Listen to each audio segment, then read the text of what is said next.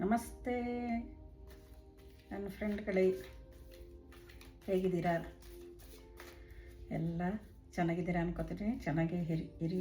ನಿಮ್ಮ ಜೀವನದಲ್ಲಿ ನೀವು ಬಯಸಿದ್ದೆಲ್ಲ ಸಿಗಲಿ. ನೀವು ಎಲ್ಲ ಕಡೆ ನಕ್ಷತ್ರದ ಥರ ಮಿಂಚ್ಕೊಂಡು ಓಡಾಡಿಕೊಂಡು ಇರಬೇಕು. ಎಲ್ಲರೂ ಆರೋಗ್ಯವಾಗಿ ಐಶ್ವರ್ಯವಂತರಾಗಿ ಇರಬೇಕು, ಆಯಸ್ಸುಳ್ಳವರಾಗಿರಬೇಕು. ಚೆನ್ನಾಗಿರಿ ಎಲ್ಲರೂ. ತಿಂಡಿ ಆಯಿತಾ ಎಲ್ಲರದು? ಹರ ಹರ ಮಹಾದೇವ್. ಜೈ ಮಾ ಕಾಳಿ, ಜೈ ಮಾ ಬಗ್ಲಾಮುಖಿ.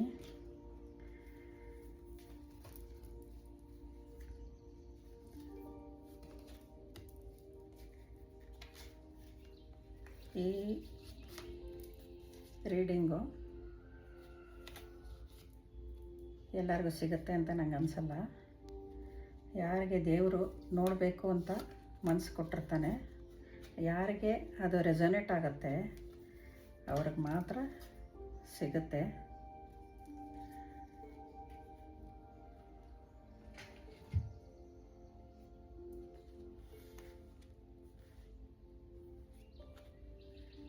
ನಿಮ್ಮ ಲೈಫಲ್ಲಿ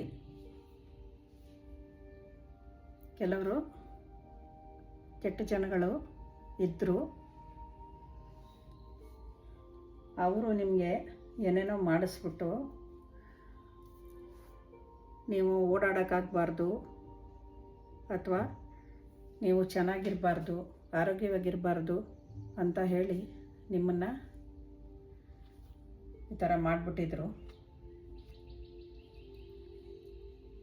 ಆದರೆ ದೇವರು ಒಳ್ಳೆಯವ್ರಿಗೆ ಒಳ್ಳೆಯವನಾಗೇ ಇರಿಸ್ತಾನೆ.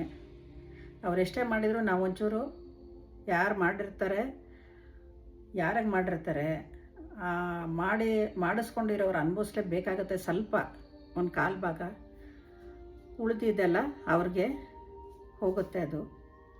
ಹಾಗೆ ನೀವು ನಿಮ್ಮ ಜೀವನದಲ್ಲಿ ಆ ಥರ ಇದ್ದವರು ದೇವರು ನಿಮಗೆ ಶಕ್ತಿ ಕೊಟ್ಟಿದ್ದಕ್ಕೆ ಎದ್ದು ನಿಂತ್ರಿ. ನಿಮಗೊಂದು ಆಪರ್ಚುನಿಟಿ ಸಿಕ್ತು, ಕೊಟ್ಟ ದೇವರು. ಅದು ಕೆಲಸ ಇರ್ಬೋದು, ವ್ಯಾಪಾರ ಇರ್ಬೋದು, ಅಥವಾ ಬೇರೆ ಏನಾರು ಇರ್ಬೋದು, ಆಸ್ತಿ ಬಂದಿರ್ಬೋದು, ದುಡ್ಡು ಬಂದಿರ್ಬೋದು, ಏನು ಬೇಕಾದ್ರೂ ಬಂದಿರ್ಬೋದು.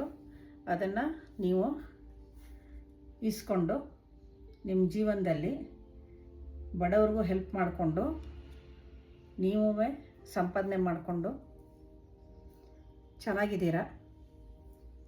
ಇವಾಗ ಯೋಚನೆ ಮಾಡ್ತಾಯಿದ್ದೀರಾ, ಇವಾಗ ನೆಕ್ಸ್ಟ್ ನಾನು ಯಾವ ಕಡೆ ಹೋಗ್ಬೋದು ಅಂದರೆ, ಅದು ಟೂರ್ ಆದರೂ ಆಗಲಿ, ಅಥವಾ ನೀವು ಕೆಲಸಕ್ಕಾದರೂ ಆಗಲಿ, ಅಥವಾ ಬಿಸ್ನೆಸ್ ಮಾಡೋಕ್ಕಾದರೂ ಆಗಲಿ, ಯಾವ ದೇಶಕ್ಕೆ ಹೋಗ್ಬೋದು, ಯಾವ ರಾಜ್ಯಕ್ಕೆ ಹೋಗ್ಬೋದು, ಅಥವಾ ಎಲ್ಲಿಗೆ ಹೋಗ್ಬೋದು ಅಂತ ಯೋಚನೆ ಮಾಡ್ತಾ ನಿಂತಿದ್ದೀರಾ. ನಿಮಗೆ ತುಂಬ ದೂರದೃಷ್ಟಿ ಇರೋದ್ರಿಂದ ಅದನ್ನು ಯೋಚನೆ ಮಾಡ್ತಾಯಿದ್ದೀರಾ. ಬೇರೆಯವರಾಗಿದ್ದರೆ ಆ ಥರ ಮಾಡೋಕ್ಕಾಗಲ್ಲ. ದೂರದೃಷ್ಟಿ ಇರೋರು ಮಾತ್ರ ಮಾಡೋಕ್ಕಾಗೋದು.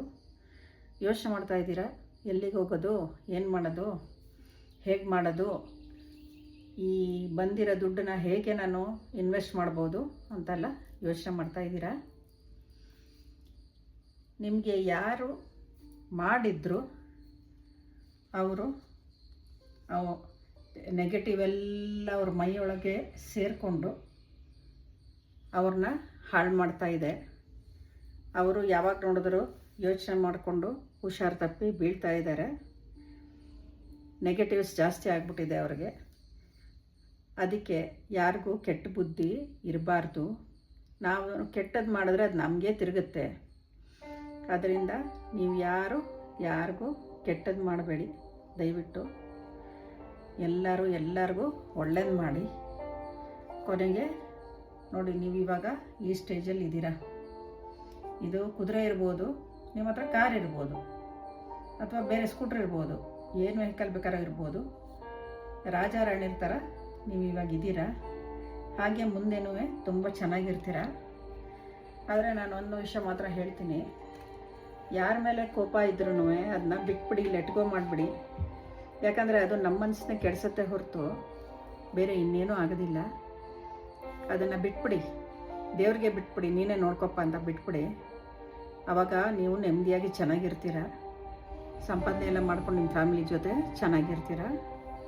ದಯವಿಟ್ಟು ಯಾರಿಗೂ ಕೆಟ್ಟದ್ದು ಮಾಡ್ಸೋಕ್ಕೆ ಹೋಗ್ಬೇಡಿ. ಒಳ್ಳೇದಾಗೋದಾದರೆ ಮಾಡಿ, ಇಲ್ಲ ಅಂದರೆ ಕೆಟ್ಟದ್ದು ಮಾತ್ರ ಮಾಡಬೇಡಿ.